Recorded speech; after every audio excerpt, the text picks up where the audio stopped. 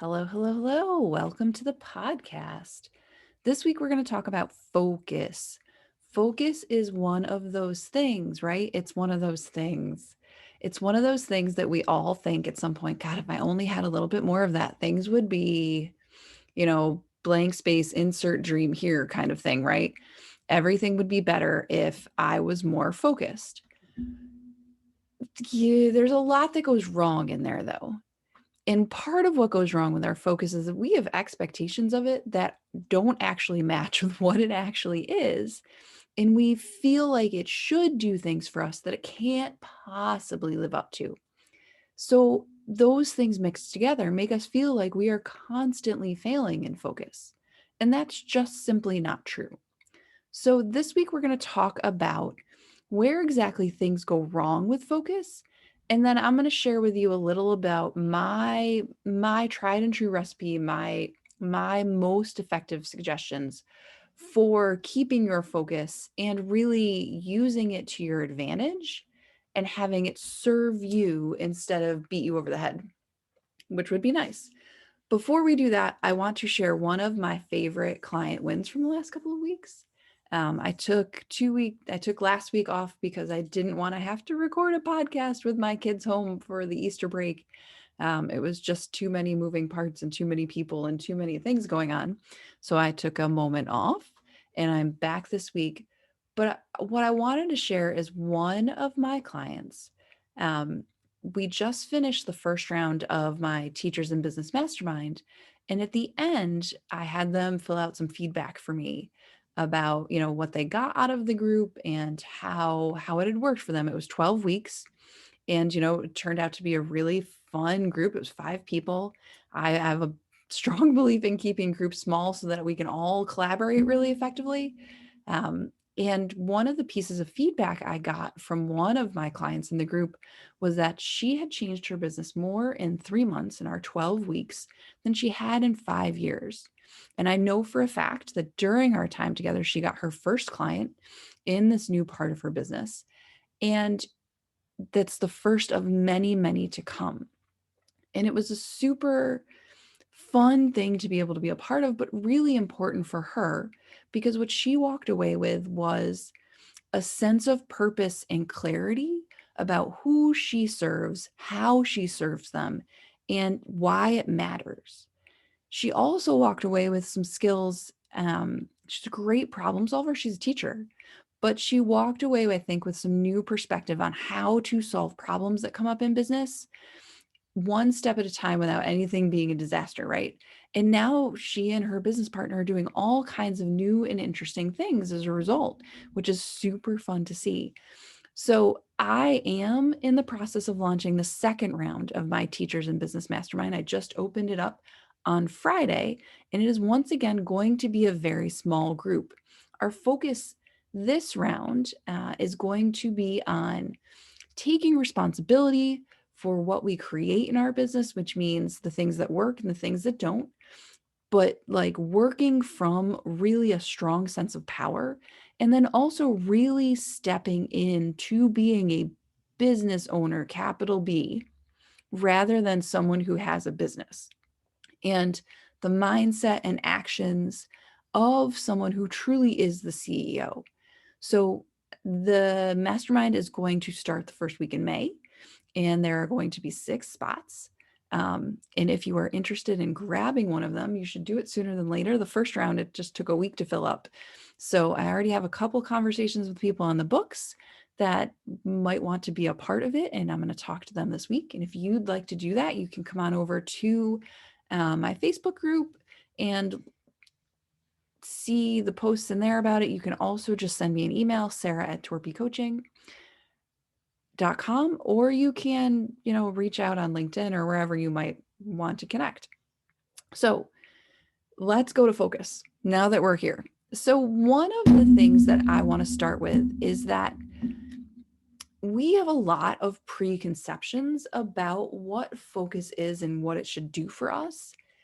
And I think one of the most effective ways to start to reimagine what we think of focus is by redefining it for yourself. I love to do this. I do this often with words I find myself using a lot. And then I'm like, oh, does that mean what I think it means? Maybe not.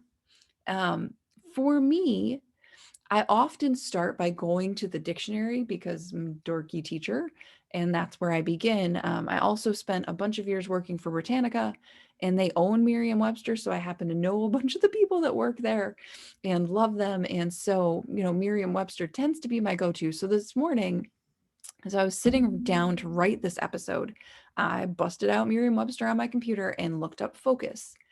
And what I found were a couple of really interesting things. The first is that the first two definitions are that focus is a point of concentration or a center of activity, attraction, or attention. Another way you can define focus is as directed attention. And a third is a state or condition permitting clear perception or understanding. Now, if you were to sit down and think about what you define focus to be, would any of those things come into play? The one that really speaks to me here is this idea of a point of concentration. It is a moment of concentration, a small period, a point. Like in math, we talk about points and then we talk about collections of points make a line. It's not a line of concentration. It's not something you're following for hours and hours on end. It's one point, it's one spot. So if you were to sit down and write down all the things that you think of when you think of focus, I'd be curious to know what comes out. For me, what came up when I sat down was that if I'm focused, I'm concentrating 100% of the time. And even just working back to the definition, that is not the truth. No one can concentrate 100% of the time. Not me, not you, not anybody, not the most focused humans out there. The other thing that came up, and I was surprised when I did my definition, was that it means everything I wanted to get done on my list is checked off. That has nothing to do with focus. But I think we walk around with this conception that if we're focused, we get everything done. And that's not an actual correlation. Like one is not related to the other. If we're focused, we might just get one thing done. Doesn't have anything to do with the quantity of work. And the other thing I wrote down was that focused means paying attention to one thing for a period of time. And that may or may not also be true, right? It is directed attention, but that doesn't mean that other things aren't going on. It doesn't mean that you're focused on one thing at the exclusion of everything else. Like I live in a house with dogs and kids and husband and stuff at all times.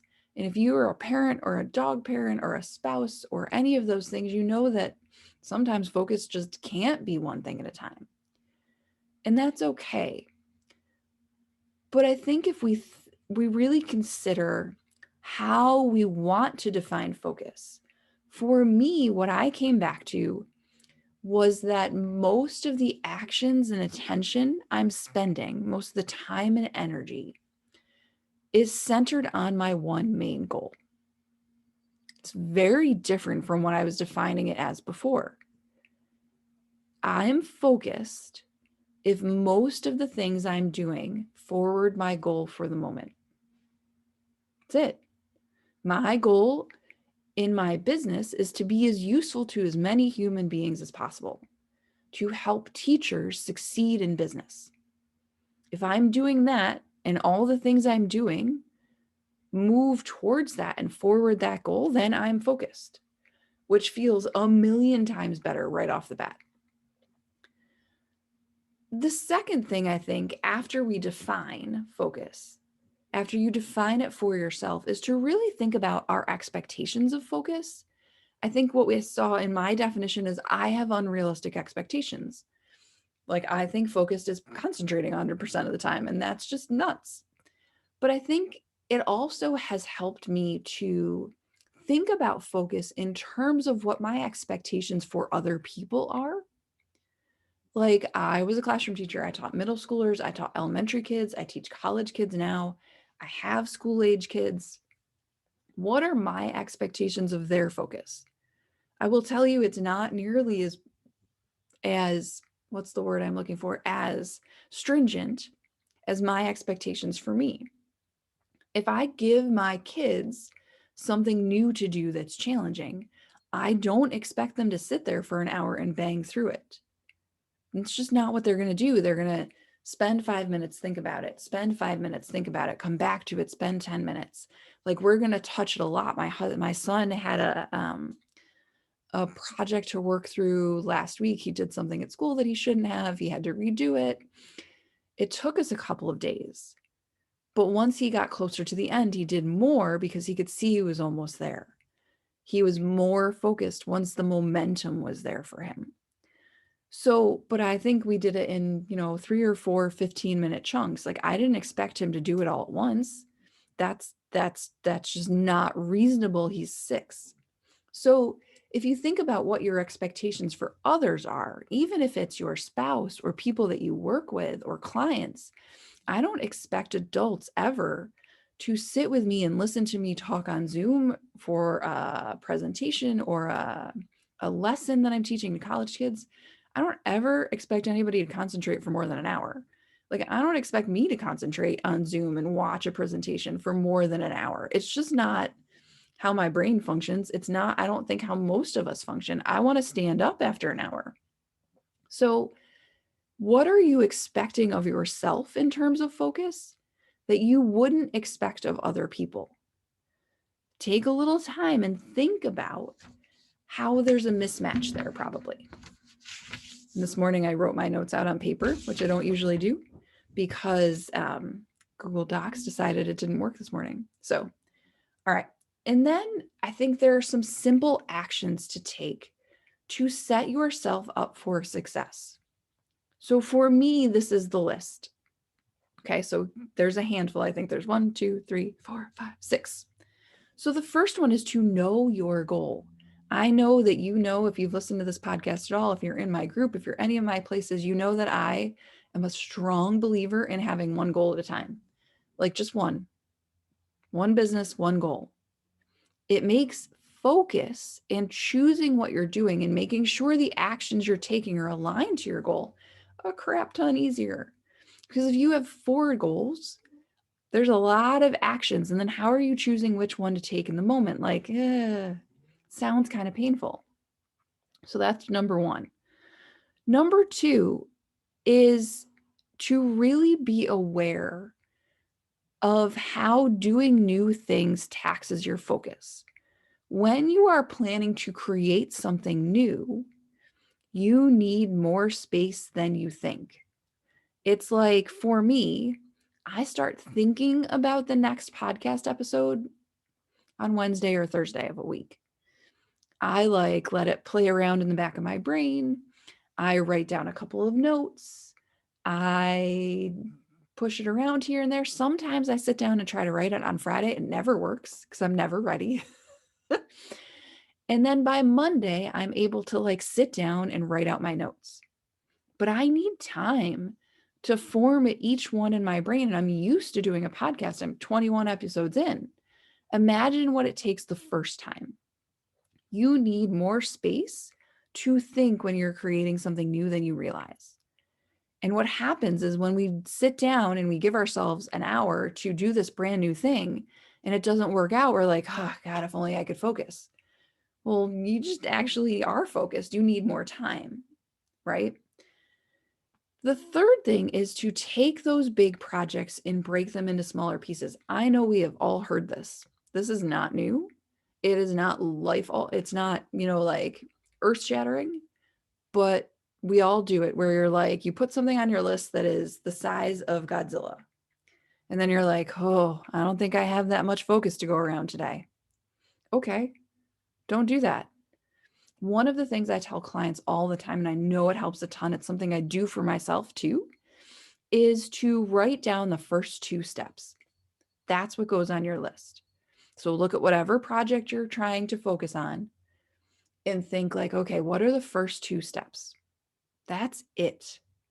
And once you've done the first 2 steps, think, okay, what are the next 2 steps? Just think 2 steps at a time. You don't have to think about the whole thing at once. Sometimes it's just too big, and we think we have to outline the whole project before we can start. Sometimes it's also too big to do that way. Sometimes we just need to start. The next thing to do is to use your timer. That's number 4. For me, the timer really matters. So when you're using your timer, think about short blocks.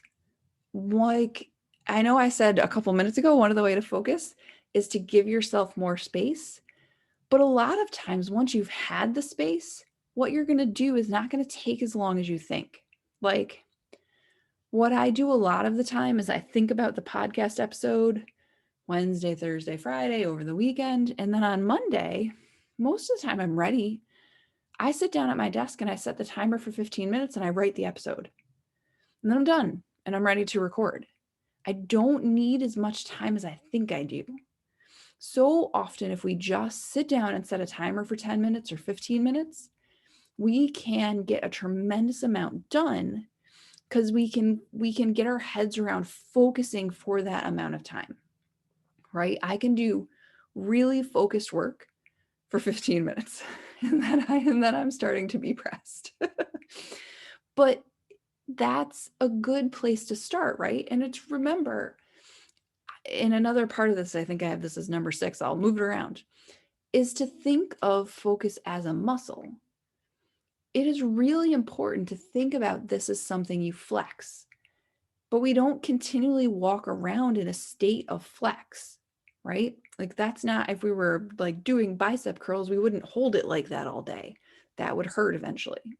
So if you're thinking about focus as a muscle, it's something you build up, but it's also something that you can overtax and it can get sore. Like, think of those days where you have like a huge full calendar and you're on, I don't know, I have days where I'm on like 6 or 7 hours of Zoom and I get to the next day and I'm sort of like, huh?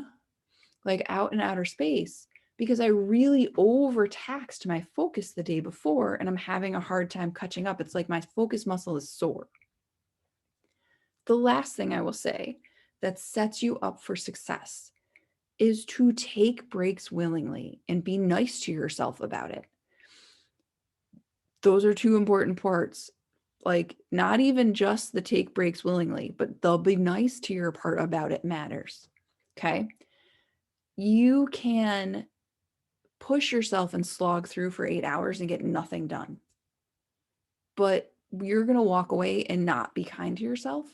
If you took 15-minute breaks here and there, if you took 20 minutes to take a walk, if you got up from your desk and just like walked around the house for a little while, you'd probably get more done because you need your brain to like take a break, walk away.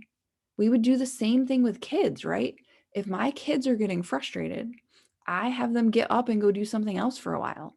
Kids in my class, kids in my house, go do something else for a bit, come back to it, take a break. But then don't be like, oh my God, I shouldn't have taken that break. You needed it. Your brain needed it. Your body needed it. It's fine. It's normal. That's a human thing to need. So take the break and then be nice about it and come back when you're ready. You'll be ready. I promise. You won't be like, oh, no, I'm moving to Tahiti. That's it. I'm done. That's not going to happen. Okay. So you have redefined focus. You've thought about expectations. You're setting yourself up for success. And then I think the last thing that we don't do that really helps our focus is to ask for help. I know that asking for help is not necessarily like a direct focus thing. Like, we feel like focus has to be like the lasers beams coming out of our eyeballs to concentrate. But asking for help is about getting outside perspective, first of all, because so often we have so many things going around in our brains that having some outside perspective to help us shift and sort through there really helps us to clean the slate, right? And then we can focus. That's a really useful tool. You have friends for that. You have colleagues for that. You have a coach for that. That's what I do with clients. I help them sift through the stuff so that they know where to focus every week. They walk away every week with a plan. Super handy. The other reason asking for help really helps is because it's the way you get to take the breaks, to create time, to concentrate, to shift things off your plate. It's what you do to make the space you need to do really good chunks of focus. There are times where I have to ask my husband for help or a friend or something to take something off my plate. There are things that I've let go of in my other business, in this one, in my other roles, because it's like, okay, there's too many things. I have to figure out how to do this differently to create more space for myself. And that's really a huge benefit to focus, because sometimes there's something that's really draining our energy. And if we ask for help with it, including someone else in there, makes a huge difference. You know, you have things like that right now. We all do. Okay. So that's quite a bit about focus, and it's a really good start. So if you're struggling and you're beating yourself up about focus, now's the time to stop. Not being focused 100% of the time is normal. That's what we all do, and it's okay. It's not the expectation. Decide what your expectation actually is. Like for me, if I get to the end of the week and I have 70% of my to-do list checked off, I'm feeling really good about myself. Like that's my expectation, as I get most of it done. Not all of it, not even close.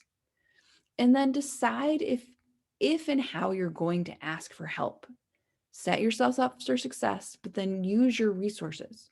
And if one of the resources you want is a coach, I'm happy to talk to you about that. Like focus is a big part of what I do with clients. I help them to simplify, I help them to focus, and I help them to grow. Like that's what I do. And we really do hone in on that one goal at a time and taking the actions that match to it. If you're feeling like things are all over the place and you're really testing your focus all the time and you don't know how to change that, I can help. I promise. You can make lots of progress in a short period of time with just some simple adjustments. So, if you'd like to talk about focus, I'm here for you. And if you use some of these ideas and you want to tell me about it, feel free. Just send me a message. I'd love to hear how focus goes for you. Um, and that's it for the week. I'll see y'all next week. Bye.